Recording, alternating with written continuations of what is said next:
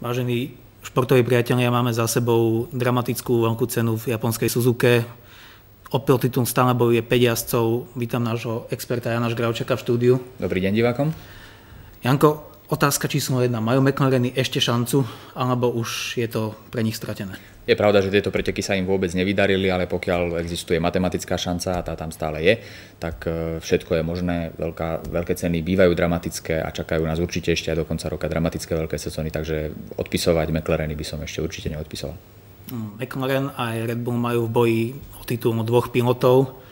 Ferrari už uplatnilo tímovú réžiu svojím spôsobom, dostalo Alonsa dopredu. Budú sa musieť aj tieto týmy rozhodnúť, alebo ako vidíš situáciu v tomto smere? Aj v tom Ferrari to nemusí byť asi až takou výhodou, pretože Ferrari bude mať výhodu len v tom prípade, ak aj Massa bude pravidelne bodovať na tých najvyšších miestach, takže je momentálne po tom tímovom rozhodnutí trošku možno aj demotivovaný, tak sa mu tak dariť nemusí.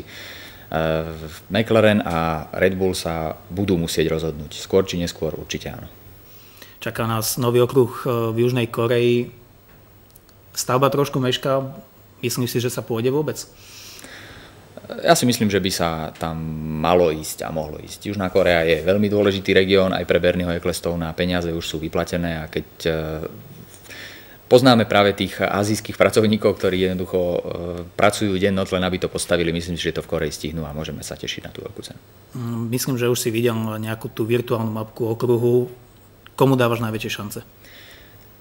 Ťažko povedať, ten okruh je veľmi zaujímavý z toho jazdeckého pohľadu, pretože ponúka celkom slušné rytmické časti, rýchle zákruty, aj možnosti predbiehania, takže myslím si, že jazdci, ktorí sú takí hraví a možno aj trošku viac agresívni, tak si ten okruh užijú a medzi práve takýchto jazdcov aj na základe tejto veľkej ceny dnes už patrí aj Kamui Kobayashi, určite Lewis Hamilton, jednoznačne aj Fernando Alonso, takisto Sebastianovi Vettelovi a jeho jazdeckému štýlu by ten okruh mohol vyhovovať.